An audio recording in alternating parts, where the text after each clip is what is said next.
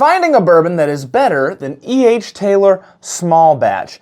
This was originally recorded as a podcast, not like right now. I'm recording this after the fact because I did this blind tasting, 4 different bourbons, and I was learning so much.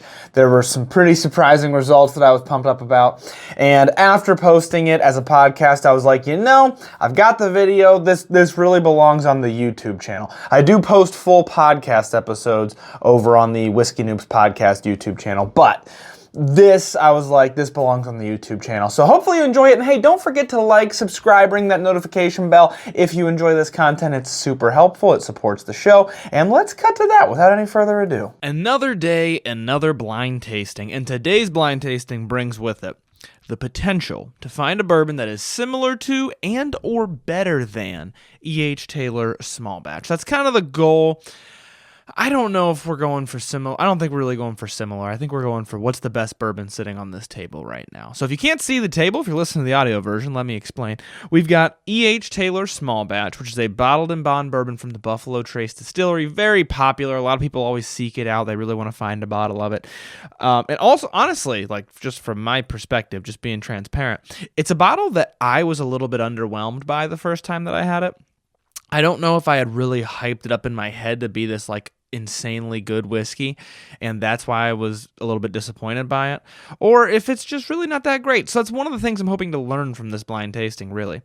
So that's our first bottle. That's our control. It's not really a control because it's scrambled up with all the rest of them, but it's the one that we're trying to be better than. And then our next bottle we've got is Benchmark Bonded. So Benchmark also comes from the Buffalo Trace Distillery, and it uses the same mash bill as E.H. Taylor. Buffalo Trace, if you don't know this, they use just a few different mash bills, and they take those mash bills, they take barrels from different parts of the warehouse, they taste them, and then they decide based on tasting what whiskey it's going to go into. And of course, there's different ages, different parts of the warehouse, they're going to give you different flavors, but Buffalo Trace, E.H. Taylor, Benchmark, Eagle Rare, and there's probably more that I'm not remembering, but they're all coming from that same mash bill. And there's another mash bill that brings your Wellers and your Pappies and things like that. And so I thought it'd be fun to throw in Benchmark Bonded because it's also bottled in bond, just like E.H. Taylor, except it's way cheaper. It's like a very budget version of it. And I know a lot of people tend to like it a lot. I haven't had it in a very, very long time, but I've had people commenting on my posts that they really enjoy it. So we'll see how it does. Then we've got Redwood Empire Pipe Dream 101. I literally picked this one randomly because I really like Pipe Dream. I shouldn't say totally randomly, actually.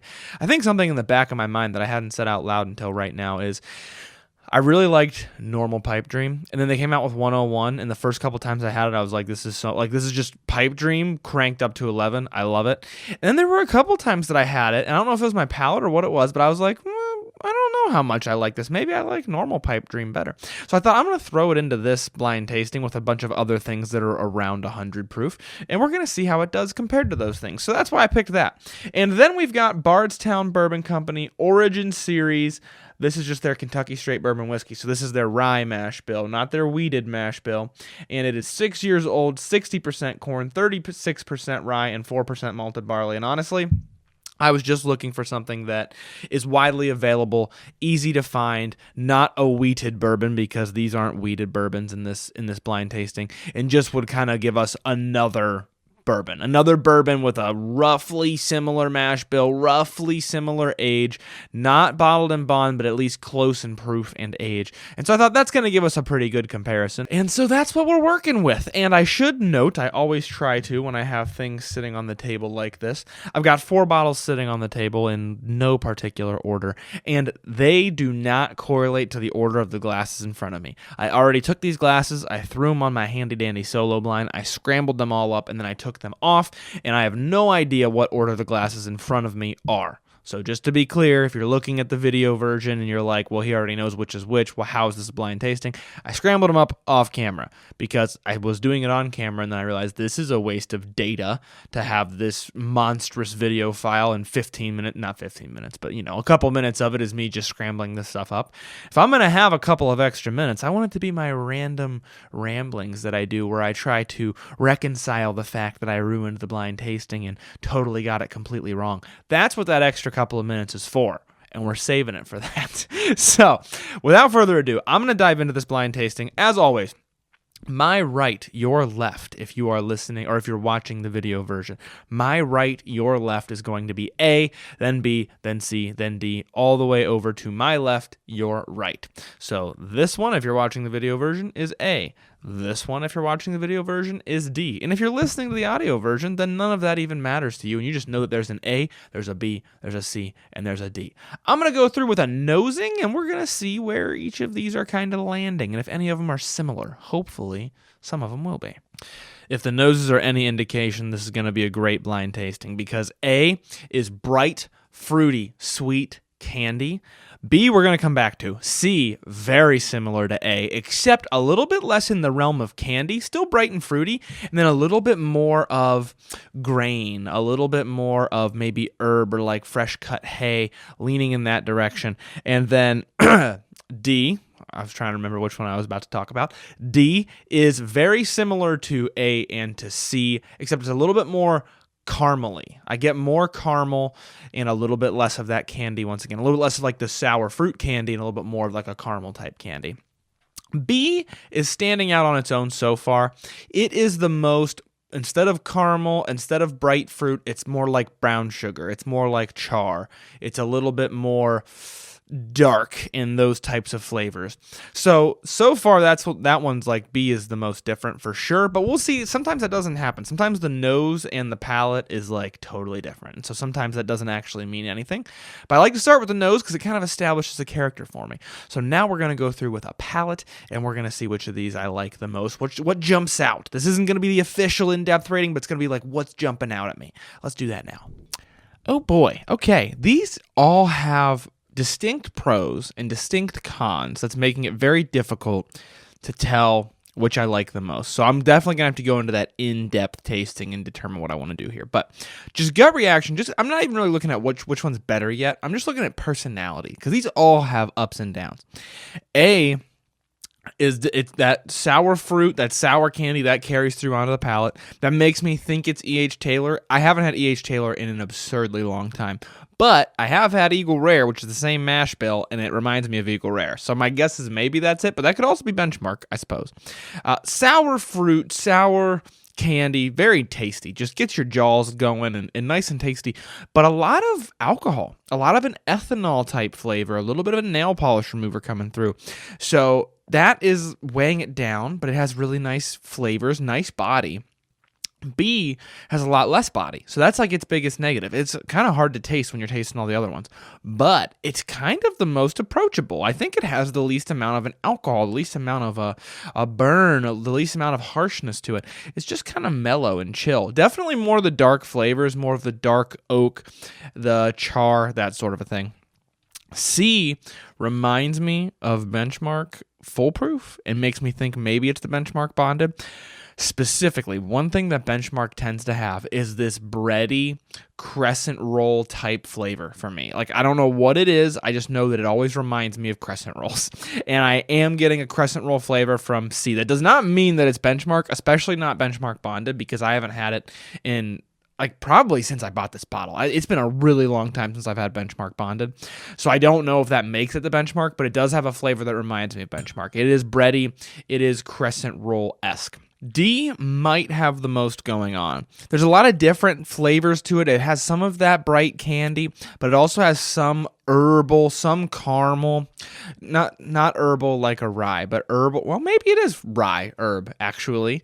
Just not the super green herbs, not dilly, not piney, but more like cooking herbs or like fresh cut hay, that sort of a thing. So probably the most going on, but definitely a bitterness that sticks around on your palate. You notice it after the finish, you get like a bitterness on your tongue. So like I said, all these kind of have pros and cons. It's going to be really hard to figure out, especially trying to be objective and not just let my opinion, the notes that I like and don't like, take over, but trying to objectively see which one I like the most is going to be difficult. And I should add that we've got a pretty large span of price range here. Benchmark bonded, I'm going to look up the prices actually before I say what they all are off the top of my head.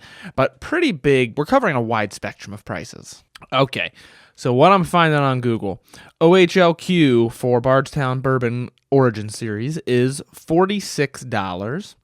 Then we've got Pipe Dream 101 at $55, so $10 increase from there. Then we've got E.H. Taylor Small Batch at $60, so an additional $5 increase. And then Benchmark Bonded, way at the bottom, at $20. So pretty big span, although I will say the three that are not Benchmark are relatively close. But I think we should still, at between $45 and $60, E.H. Taylor at $60, Bardstown at $45, we should see a pretty, or $46, we should see a pretty big flavor difference, a pretty big objective quality difference. If we don't, then that's really positive for the Bardstown, or really negative for E.H. Taylor, depending on how you look at it. Anyhow, that's the pricing. I'm going to go through a much more in-depth tasting, and we'll see what shakes out on top.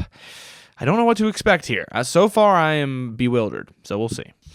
Okay, I did something a little bit different in this ranking, in that it quickly seemed to me like A and D were the best, so I kind of focused on those. So I have B and C as basically being tied. They're different. They have very different flavors, but I didn't bother to like really suss out which one I liked more. If I had a gun to my head, I was thinking about this, so I guess I have kind of an answer. If I had a gun to my head, I would say that I think B is a little bit better than C, because I think B has more going on, but it's harder to find it. So like more complexity, but less flavor, if that makes sense. I think. But you can make the same argument in reverse for C, where you would say, well, C has more flavor, it's just not as complex. So that's a tough one to figure out. But here's what I've got. A is mostly sweet raspberry, sweet oak, that sort of a thing, and then some alcohol burn. That's like and maybe some black pepper I would add to that. I said nice body and finish, but a bit of harshness. B is oaky with some leather, I'd say strong leather, actually, and pepper. This leans into the tannin. It's bitter on the finish, not a lot of body, but it does have a low alcohol burn, nice and kind of approachable from the alcohol standpoint. C is bready, very bready. I mean, like crescent roll bready. Sweet and not a lot else going on, in my personal opinion. So very simple, but sweet and approachable. And I said approachable except for a little bit of bitterness on the finish. D is the most complex by far. It's sweet, it's fruity, it has rye spice, it's got some black pepper, and it does have some alcohol burn, very similar to A. Kind of tough to determine which one I liked more between A and D, and here's why. My gut told me that A was E.H. Taylor because of how much it reminded me of Eagle Rare. Excuse me. So this whole time in my head, A is E.H. Taylor, and it might not be at all. So like that is definitely having a little bit of an impact on what I'm thinking. But I do think, especially going back and forth between A and D, I think D is the most complex, pretty noticeably.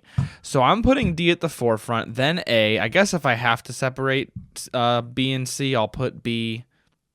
It's really tough, actually. It really depends if you want complexity or if you want approachability.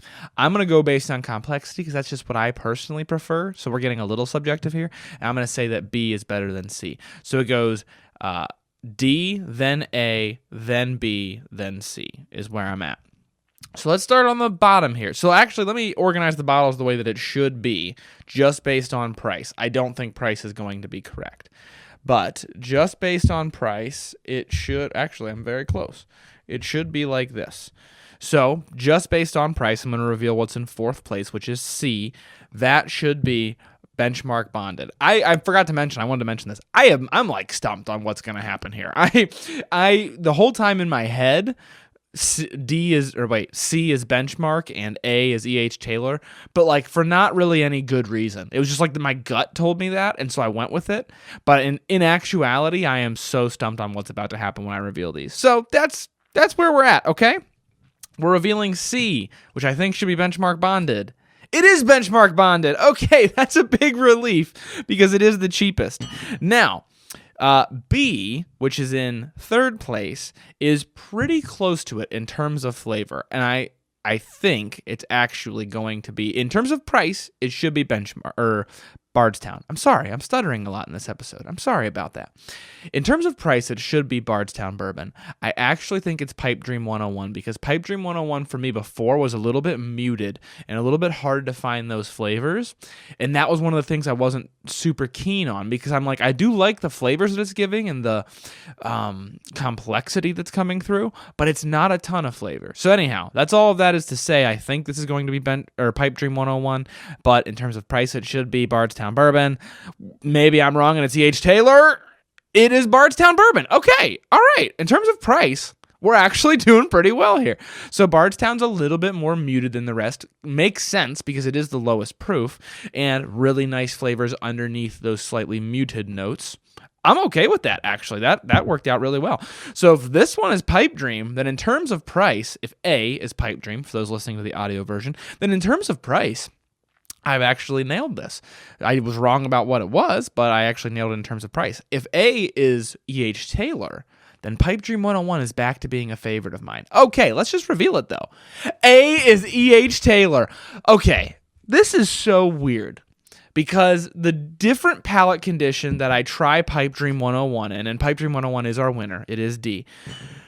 It swings so much for me from something that I just love and actually reminds me a bit of E.H. Taylor. It's got that red candy. It's got pepper. It's got complexity to something that in a different video, I wasn't even that big of a fan because I was like, I think this is kind of simple. And here it was the most complex. So definitely, I don't know if I have something spicy or maybe in that one specific, I was doing a YouTube video and it was really seeming simple to me. Maybe I had just had something very spicy that day, but I am pumped because I actually genuinely think that Pipe Dream, let me switch these, Pipe Dream 101 in this tasting tasted better than E.H. Taylor small batch. Let me do a quick side-by-side with them just to wrap things up here. Yeah, so it has noticeably less. Pipe Dream has noticeably less of that raspberry flavor that I get from Eagle Rare and that I'm getting from this E.H. Taylor. Noticeably less. So I want to make that clear, especially if that's like the specific reason you like those bottles.